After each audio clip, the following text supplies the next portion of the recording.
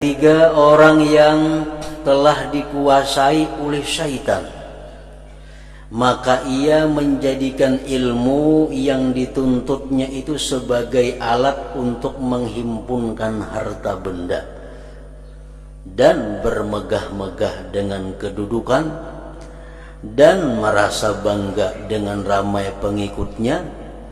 Ia menggunakan ilmu yang dituntutnya itu untuk mencapai segala hajatnya dan untuk mengaut keuntungan dunia. Ini golongan yang ketiga. Orang yang menggunakan ilmunya untuk menghimpunkan harta benda. Orang yang tujuan dengan dakwahnya untuk mengumpulkan harta benda, atau orang yang tujuannya menuntut ilmu untuk menghimpunkan harta benda. Dia menuntut ilmu itu dengan harapan bila mana punya ilmu, seluruh hajatku akan dikabulkan orang dan aku akan banyak dapat mengaup keuntungan dunia. Nah, ini golongan yang A'udzu billahi minasy syaithanir rajim.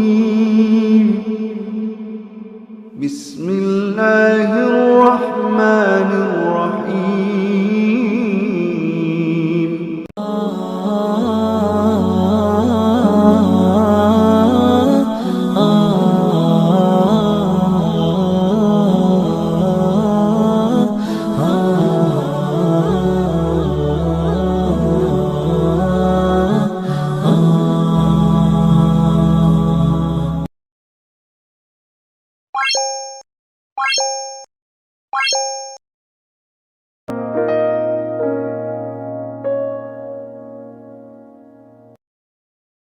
Alamin, wassalatu wassalamu ala asyrafil anbiya wal mursalin Sayyidina Maulana Muhammadin wa ala alihi wa ashabihi ajma'in. Qala al-musannif al-imam Abu Hamid Muhammad bin Muhammad al-Ghazali rahimahullah wa nafa'ana bi'ulumih. Dan ketahuilah bahwasanya manusia di dalam menuntut ilmu ini terbahagi kepada tiga keadaan. Manusia di dalam menuntut ilmu ini, maksudnya ilmu agama, terbagi kepada tiga keadaan. Pertama, orang yang mencari ilmu untuk menjadikannya sebagai bekalan ke negeri akhirat. Mencari ilmu untuk menjadikannya sebagai sangu bekal ke negeri akhirat. Maka ia tidak berniat dengan mencari ilmu kecuali hanya mendapat keridhaan Allah dan negeri akhirat. Maka orang ini termasuk di dalam golongan orang yang beruntung. Golongan inilah golongan yang mereka menuntut ilmu, setiap kali perjalanannya dimintakan ampun dosa-dosanya oleh para malaikat, oleh seluruh makhluk hidup yang ada di muka bumi ini. Mereka itulah orang-orang yang andai kata dia mati dalam menuntut ilmu, maka matinya sebagai salah seorang syuhada, yaitu orang-orang yang mencari ilmu hanya tujuannya untuk mendapatkan keridhaan Allah dan negeri akhirat.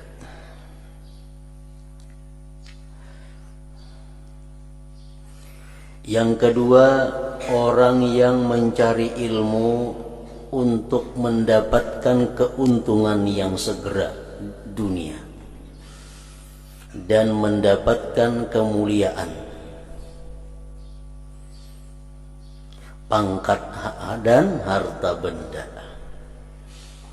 Ia menuntut ilmu agama dengan tujuannya adalah supaya dapat keuntungan dunia, supaya dimuliakan oleh orang, supaya dapat pangkat kedudukan, supaya mendapat harta dan benda. Nah, ini orang golongan yang kedua ini ialah orang yang dikatakan oleh Rasulullah sallallahu alaihi wasallam, "Man talabal ilma mimma yubtagha bihi wajhullah liyusiba bihi 'aradan minad dunya lam yajid arfal jannah." Itu ia orangnya, bahwa siapa yang menuntut ilmu yang semestinya dituntut dengan ilmu itu karena Allah, ilmu yang mesti dituntut karena Allah, sedangkan dia karena dunia, ini orang tidak akan mencium, tidak akan mendapat bau-bauan surga. Ilmu yang mestinya dituntut karena Allah dirubahnya karena dunia. Lain halnya orang menuntut ilmu yang memang karena dunia. Misalnya orang menuntut ilmu kesehatan supaya bisa mengobati orang, nah itu kan jadi masalah, karena ini ilmu yang bukan dituntut mayubtagha bihi wajhullah. Orang menuntut ilmu pertanian supaya nyaman kena aku betani bisa. Orang menuntut ilmu pertukangan supaya bisa bertukang, nyaman kayaknya banyak diupahi orang, aku gawianku bagus. Aku menuntut ilmu apa namanya lagi, perbingkilan, perbaikan mesin, seluas-luasnya menuntut ilmu supaya orang banyak datang mengantar barang lawan aku. Nah itu kan jadi masalah, karena itu ilmu bukan yang mimma yubtagha bihi wajhullah.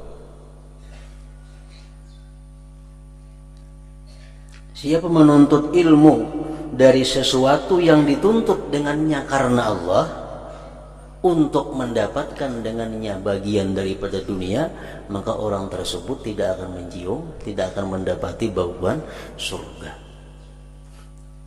Ilmu fikih itu ilmu yang mesti karena Allah.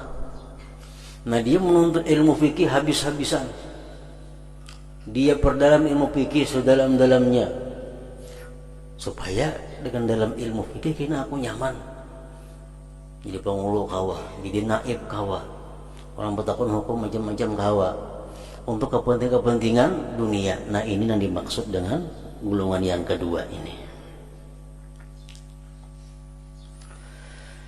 Orang yang mencari ilmu untuk mendapatkan keuntungan yang segera dunia dan mendapatkan kemuliaan, pangkat dan harta benda. Orang mengaji ilmu faraid, membagi waris, dia perdalam ilmu perwarisan itu menurut hukum Islam. Tujuannya apa? Untuk membuka praktik dan konsultasi hukum faraid. Ini ada berlaku mungkin di kota-kota besar, konsultan hukum faraid itu dibayar, misalnya kena warisannya 1 miliar dapat 2% daripada itu umpamanya. Nah ini tujuan mengaji ilmu faraid untuk mencari keuntungan dunia. Padahal ilmu faraid itu ilmu hukum Allah, nah mesti dituntutnya pun karena Allah.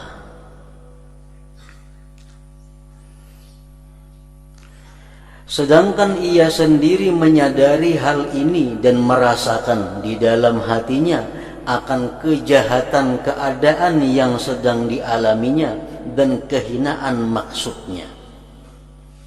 Inya menuntut ilmu karena dunia. Inya sadar, aku ini salah, aku ini luput menuntut ilmu karena dunia. Tapi kadang-kadang menghentikan itu, terus saja tujuannya macam itu. Tapi niatnya dalam hatinya tahu bahwa ini luput, ini salah. Nah maka orang ini adalah berada di dalam golongan yang berbahaya. Jikalau ia mati sebelum sempat bertobat, maka dibimbangi ia akan mati dalam keadaan su'ul khatimah. Kemudian urusannya terserahlah kepada kehendak Allah, kalau mau dimaafkan atau disiksa. Tetapi kalau ia mendapat taufik sebelum matinya, lalu ia bertobat dan sempat mengamalkan ilmu yang telah dituntutnya, dan sempat pula membuat pembetulan terhadap apa yang tercedera dan tercuai, yang tertinggalkan, maka bolehlah ia dikumpulkannya bersama golongan yang beruntung, karena orang yang bertobat daripada dosanya sama seperti orang yang tidak berdosa. Orang menuntut ilmu agama, tapi tujuan bukan untuk meninggikan agama. Ya ini, tuntut ilmu agama tujuan bukan untuk meninggikan agama, tapi untuk kepentingan pribadi. Ini orang salah, inya pun merasa bahwa dia salah. Nah, kalau orang ini terus-menerus demikian, mati belum tobat, dikhawatirkan matinya kada baik. Nah, kalau ini dapat taufik dari Allah, dapat hidayah, kalau dia tobat sebenar-benar tobat, dia akan kembali termasuk kepada golongan orang-orang yang beruntung tadi.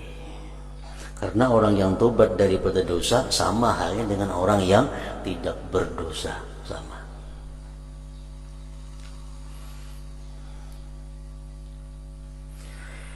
Yang ketiga, orang yang telah dikuasai oleh syaitan, maka ia menjadikan ilmu yang dituntutnya itu sebagai alat untuk menghimpunkan harta benda dan bermegah-megah dengan kedudukan dan merasa bangga dengan ramai pengikutnya. Ia menggunakan ilmu yang dituntutnya itu untuk mencapai segala hajatnya dan untuk mengaut keuntungan dunia. Ini golongan yang ketiga. Orang yang menggunakan ilmunya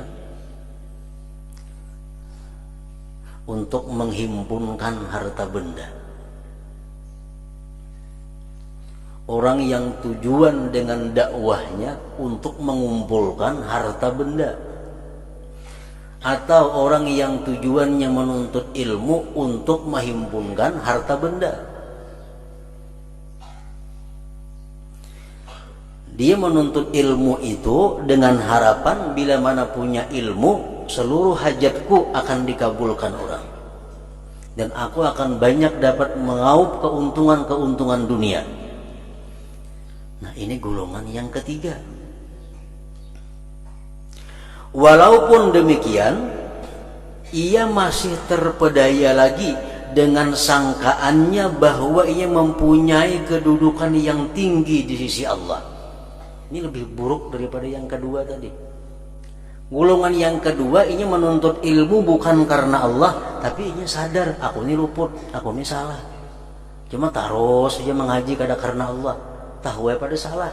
Nah, yang ketiga ini niatnya sudah luput, pekerjaannya luput, hatinya merasa bujur. Nah, hatinya merasa bujur. Masih terpedaya lagi dengan sangkaannya bahwa ia mempunyai kedudukan yang tinggi di sisi Allah, karena ia masih lagi pada zahirnya menyerupai para ulama. Ia bercakap seperti percakapan ulama dan berpakaian seperti pakaian ulama, padahal zahir dan batinnya penuh dengan tamak dan haluba dalam menghimpunkan kekayaan dunia. Nah, ini golongan yang ketiga.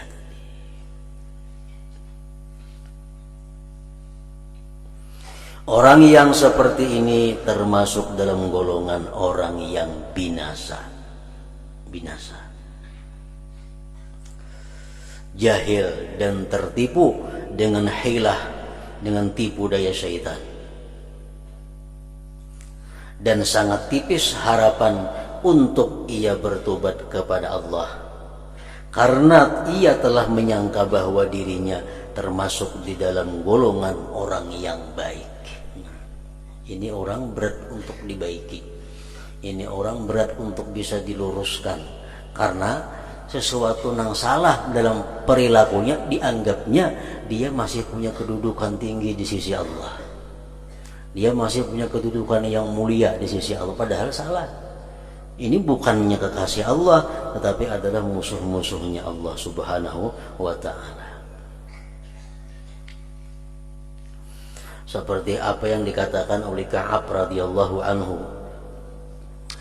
Jar Ka'ab menceritakan tentang keadaan orang-orang yang berilmu di akhir zaman. Yakunu fi akhir zaman ulama. Di akhir zaman itu nantinya ada ulama-ulama. Mereka alim. Yuzahidunan nasa fid dunya wa la yazhadun. Mereka ulama-ulama di akhir zaman itu menyuruh manusia untuk zuhud, agar benci kepada dunia, agar jangan mengumpulkan dunia. Tapi mereka sendiri ulama itu tidak melakukan zuhud. Nah, mereka ingin bahwa orang-orang meninggalkan dunia supaya ingin seorang saja yang punya dunia.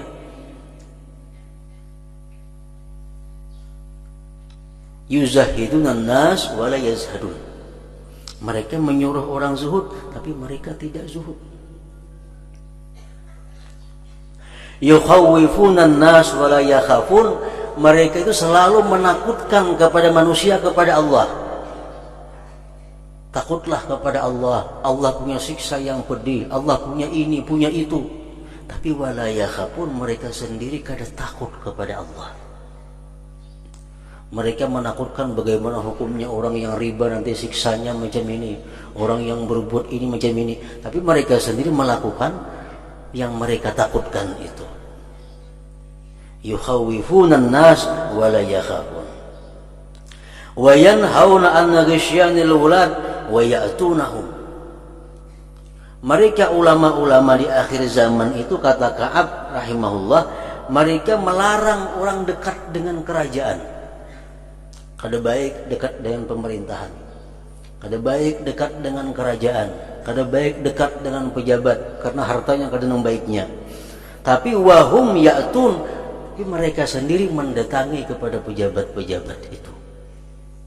Supaya orang lain jangan banyak ke pejabat, seorang aja nang ke pejabat.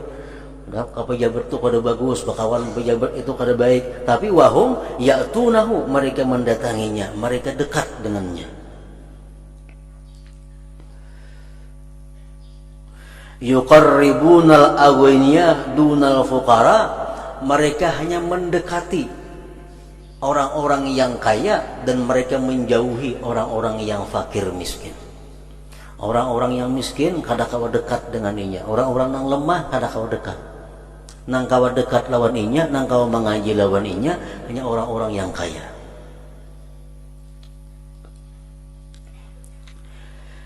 Yataghayaruna 'alal ilmi kama tataghayarun nisa 'alal rijal. Mereka itu cemburu atas ilmu sebagaimana cemburunya perempuan atas laki-laki. Kalau ingin tuh melajari sesuatu, ada orang lain melajari, ini cemburu. Macam bini-bini cemburu lawan lakinya dianu orang sama. Nah, mestinya kalau ulama yang benar itu gembira, di mana makin banyak orang buka pengajian makin suka. Karena makin berkembang syiar Islam. Ada ini kada.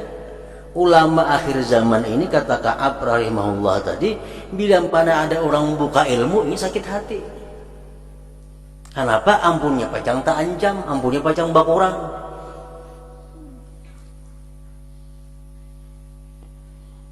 Yagdabu ahaduhum ala jalisihi idza jalasa ghairah.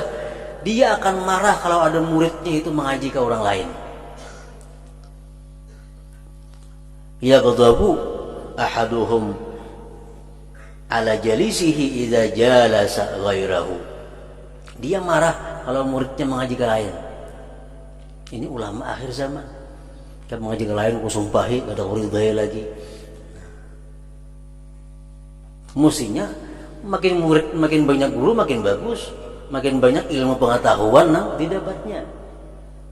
Dan ini kada murid pengajian lain disumpahi kada diridai. Dia marah kalau muridnya menuntut ilmu ke orang lain. Nah ini bukan ulama, kata Ka'ab, ulaikal jabbarun a'daur rahman. Ini bukan ulama, ini orang-orang jabbar, orang-orang yang musuhnya Allah subhanahu wa ta'ala. Nah termasuk di dalam golongan yang ketiga tadi.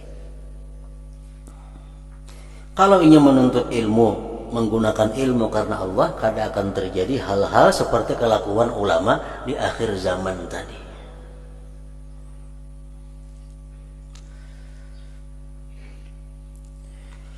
Jahil dan tertipu dengan hilah syaitan, dan sangat tipis harapan untuk bertobat kepada Allah karena ia telah menyangka bahwa dirinya termasuk di dalam golongan orang yang baik.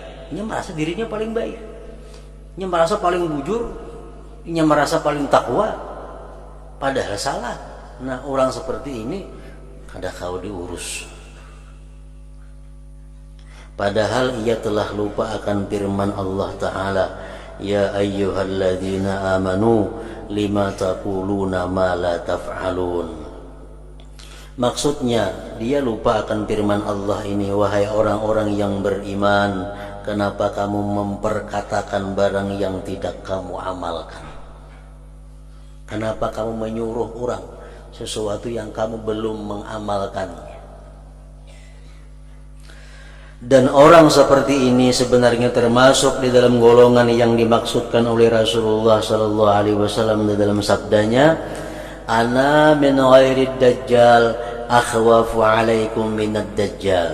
Faqila wa ma huwa ya Rasulullah? Faqala ulama usul. Artinya ujar Nabi kita, selain daripada Dajjal ada satu perkara yang sangat aku bimbangkan, khawatirkan, aku takutkan lebih daripada Dajjal. Lalu ada orang yang bertanya, apakah itu wahai Rasulullah? Nabi sallallahu alaihi wasallam menjawab, mereka ialah ulama usu. Ulama usu, ulama yakni ulama yang jahat. Ulama yang jahat.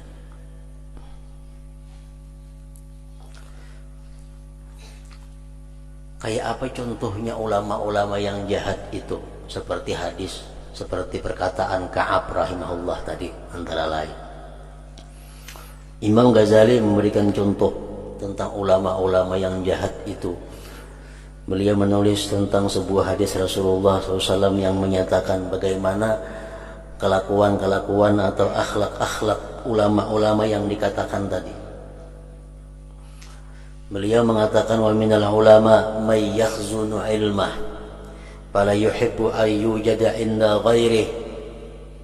Ini contoh-contoh kelakuan-kelakuan ulama-ulama yang ditakutkan Nabi, lebih ditakutkan daripada Dajjal dalam hal membahayakan umat. Wa minal ulama man yakhzunu ilmahu fala yuhibbu an yujada inda ghairih. Ada di antara ulama, salah satu kelakuan ulama yang jahat itu adalah ulama yang menyimpan ilmunya. Dia tidak suka ilmunya itu didapat di orang lain. Jadi ini hendak sorangan aja bisi ilmu itu pada akan bagi ke orang lain. Orang lain kada boleh mengetahui ilmu itu, disimpan untuk dirinya aja. Misalnya ada 10 ilmu, ini bisa ilmu nahu, ini bisa ilmu saraf, ini bisa ilmu fikih, ilmu tauhid, ilmu tasawuf, ini bisa semuaan diajarkan kecuali sebuting. Ini kada boleh aku bagi saya kurang tahu. Nah, itu termasuk akhlak kelakuan ulama sunnah. Kata Rasulullah, fadzalika bidarkil awal minan nar. Itu ulama yang seperti itu nang mau menyembunyikan semacam ilmu tadi, itu dia akan berada di tingkatan pertama daripada api neraka. Di tingkatan pertama daripada api neraka. Nah, contoh yang kedua, wa minal ulama man yakunu fi ilmihi bi manzilati sultan in rudda alaih syai'un min ilmihi aw tuhuwina bi syai'in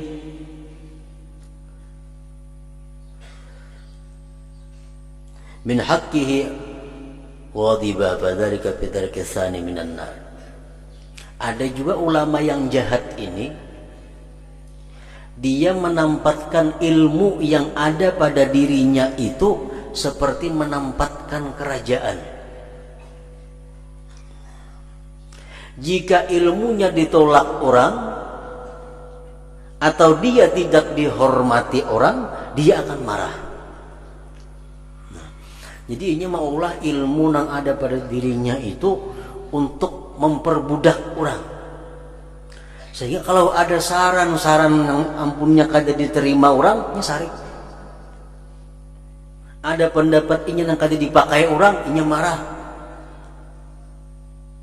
Nah, ulama-ulama yang seperti ini yang maulah ilmunya macam jadi kerajaan, kan macam raja boleh menyuruh kada diasi hukumnya kita sarik kerajaan itu. Nah, ini ulama ini orang yang bila sarannya kada dipakai, pendapatnya kada dipakai, dia akan marah. Nah, maka ulama seperti itu menempati tingkatan yang kedua daripada api neraka.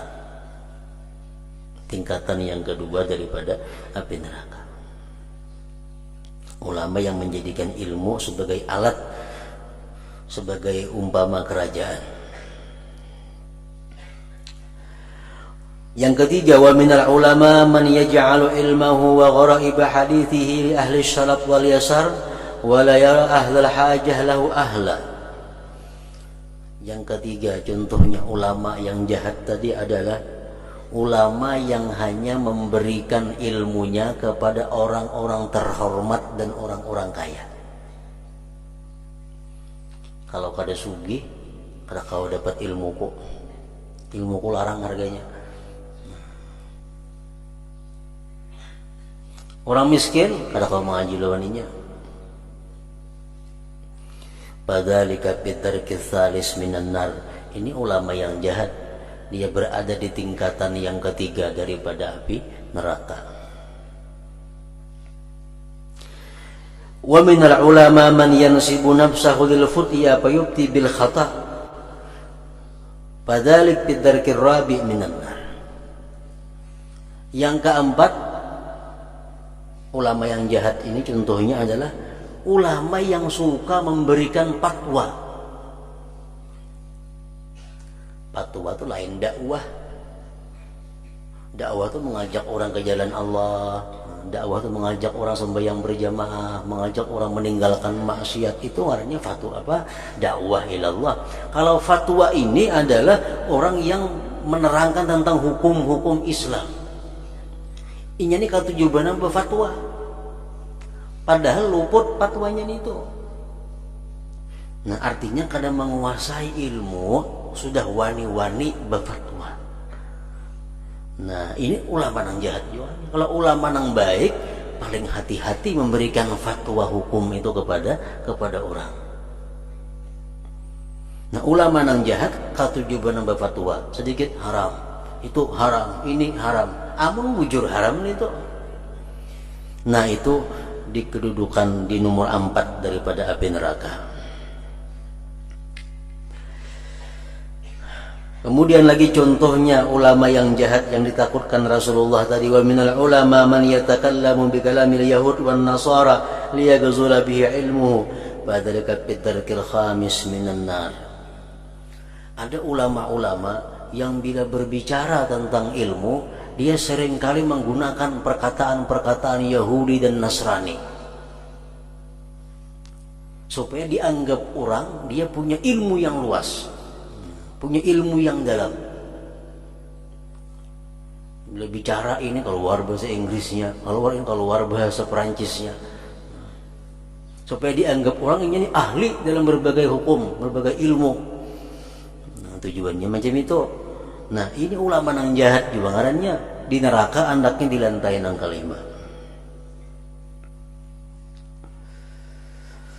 Wa minal ulama man yattakhidhu ilmahu muru'atan wa nubla wa dzikra pinnas. Ulama yang jahat lagi contohnya adalah ulama yang menjadikan ilmu itu untuk mendapatkan sanjungan pujian di mata manusia.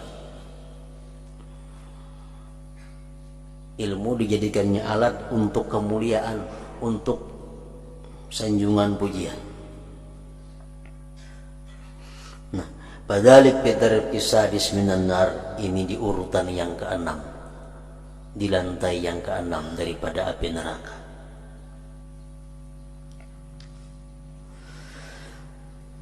Dan yang terakhir yang ke-7, minal ulama man yastafizuhu zahul wal ujubu fa in wa'iza anafa wa in wa'aza anafa wa in wa'iza anifa fadzalika bidarkis sabi minan nar. Contoh ulama yang jahat lagi adalah ulama yang punya sikap ujub, punya sikap sombong.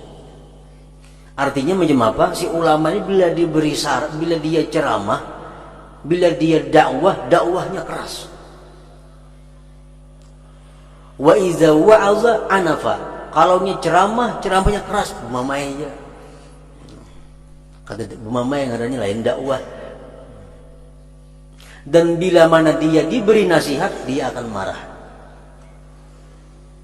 Nah, ada juga ulama nang itu kelakuannya.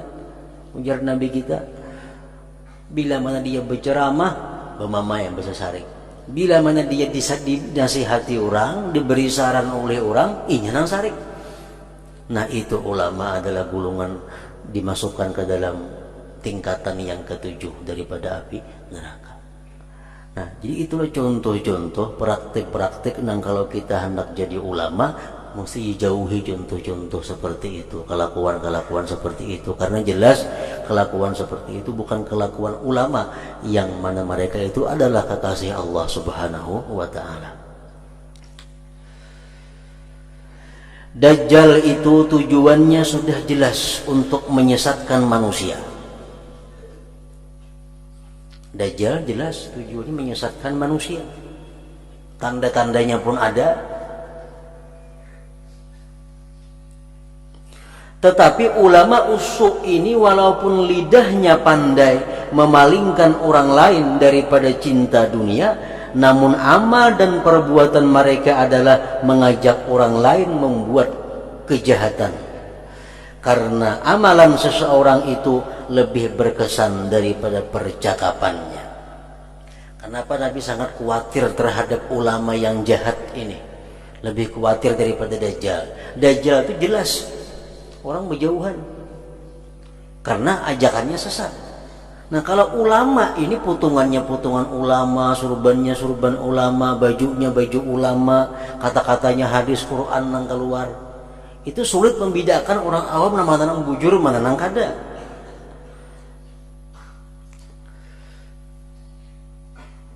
Dan orang ramai lebih mudah tertarik dengan perbuatan ulama usuk daripada perkataan mereka. Maka apa yang dapat dirusakkan oleh ulama usuk ini dengan perbuatan mereka adalah lebih banyak daripada apa yang dapat dibaikkan oleh lidah mereka. Orang-orang yang jahil sebenarnya belum berani menghimpun dunia banyak-banyak. Orang-orang jahil sebenarnya kada berani mereka itu menumpuk-numpuk harta kekayaan. Kecuali setelah mereka melihat keberanian ulama usuk ini. Berhubung ulama-ulama ini berani menumpuk-numpuk harta, ulama ini berani mengumpul-ngumpul harta di situ kemari, akhirnya orang awam menjadi umpat wani mengumpul-ngumpul harta. Maka jadilah ilmu yang ada pada mereka sebab keberanian orang ramai membuat berbagai-bagai maksiat. Maka inilah yang sangat dibimbangkan oleh Nabi sallallahu alaihi wasallam, yang sangat ditakutkan oleh Nabi sallallahu alaihi wasallam itu.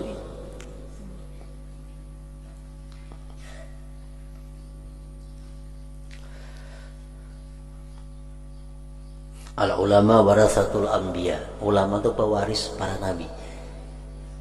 Wal anbiya lam yuwarrisu dinara wala dirhama.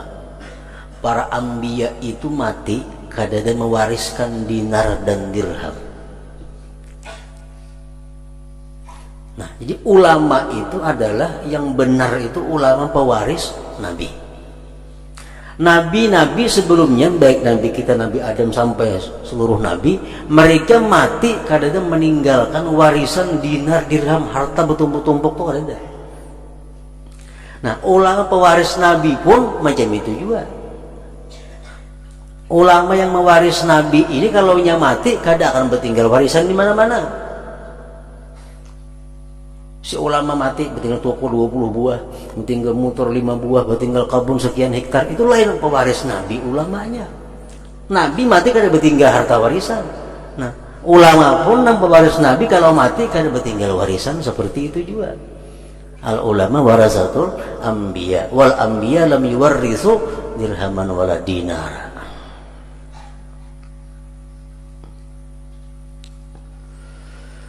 Namun demikian nafsu ammarah, ulama usul ini selalu membisikkan di telinga mereka bermacam-macam angan dan membisikkan kepadanya bahwa ia telah banyak menabur jasa di kalangan manusia sehingga ia layak untuk menerima bermacam-macam anugerah daripada Allah.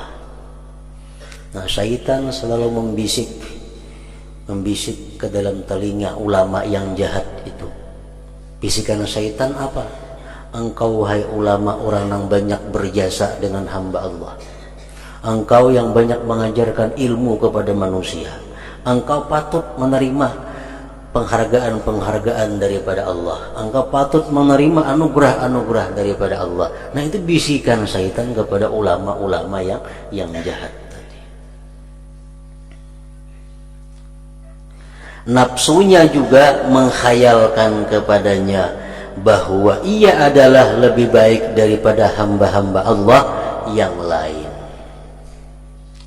Syaitan selalu membisikkan ke telinga ulama. Selalu ada bisikan syaitan kepada ulama, engkau makhluk Allah paling top. Engkau makhluk Allah paling suci. Engkau makhluk Allah paling bersih. Kada putus-putusnya syaitan membisiki ulama di telinga. Supaya apa? Supaya ulama ini merasa bahwa dirinya lah orang yang paling mulia di antara yang lain-lainnya. Nah, bila sudah mahakuni bisikan syaitan seperti itu, maka jadilah ulama yang jahat. Jadilah ulama yang sesat.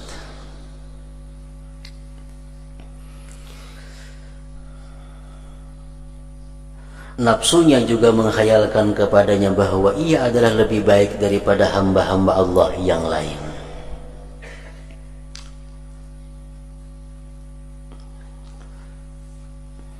Nah, makanya kita wajib fardu ain mengingat selalu, sesudah mengetahuinya kita ingat selalu cara-cara yang kita terangkan pada minggu telah lalu, cara-cara untuk mengatasi atau menangkal bisikan-bisikan syaitan atau bisikan-bisikan nafsu amarah yang minggu dahulu itu. Kita wajib mempelajari itu dan wajib selalu ingat. Kalau syaitan membisiki telinga kita, ikam orang paling mulia di sisi Allah. Jadi syaitan, ikam orang yang paling takwa di sisi Allah. Ikam orang yang paling suci di sisi Allah. Bila di hati kita nyaman mendengar itu, bila hati kita ketujuh mendengar bisikan itu, berarti kita termakan godaan syaitan. Nah, menangkalnya macam apa semalam tuh? Gunakan ilmunya. Nang tahu baik kadanya aku ini bukan ikam syaitannya, bukan diriku nang tahu baik kadanya aku ini. Wallah a'lam bimanittaqa, hanya Allah nang tahu siapa nang takwa. Aku ini hanya berusaha untuk jadi orang yang takwa. Aku berusaha untuk jadi orang yang bersih. Bersih belumnya itu Allah yang tahu. Aku kada tahu. Nah, itu menangkal agar jangan sampai kita mengiyakan apa yang dikatakan syaitan.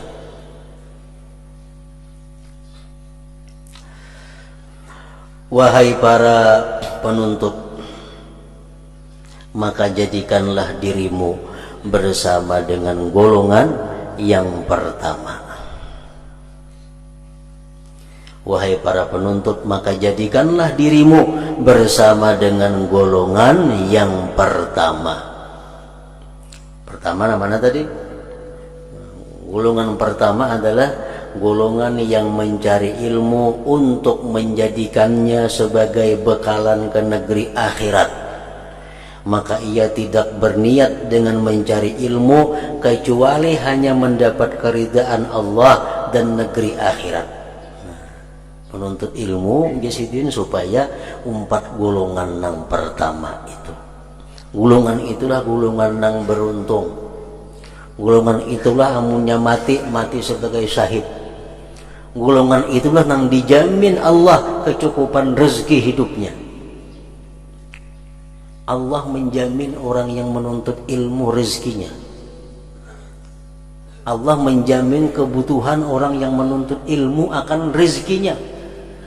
Menuntut ilmu nang macam apa orangnya? Golongan pertama itu. Kada akan sengsara hidupnya, kada akan susah, kada akan miskin. Orang menuntut ilmu agama, asalkan dia menuntut ilmu agama mencari keridhaan Allah Subhanahu wa ta'ala.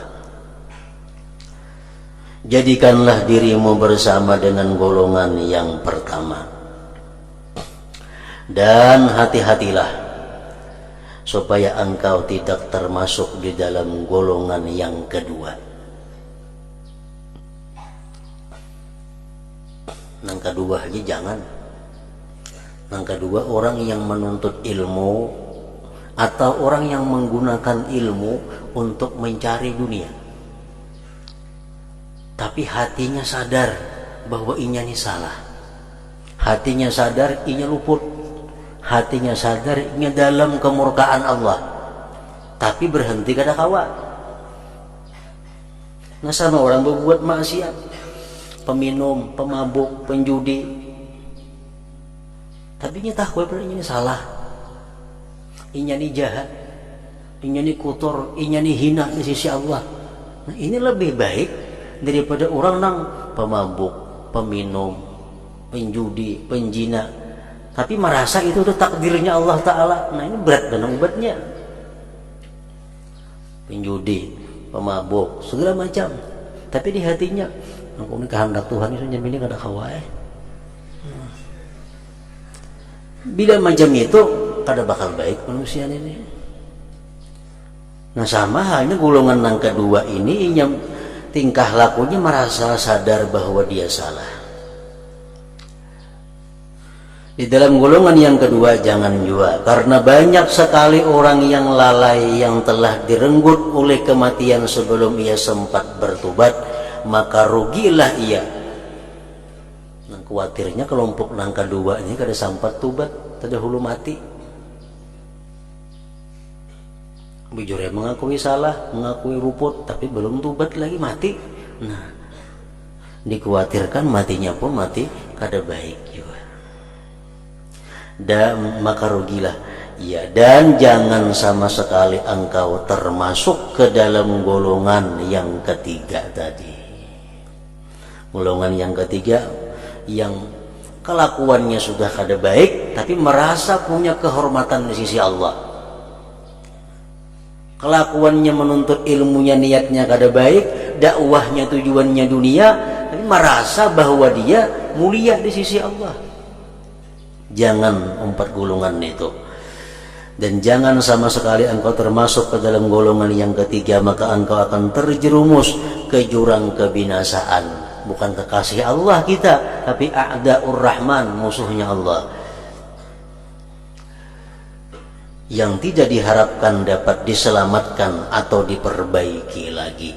Orang golongan yang ketiga ini sulit diobati. Kenapa? Ini merasa dirinya sihat, merasa dirinya baik.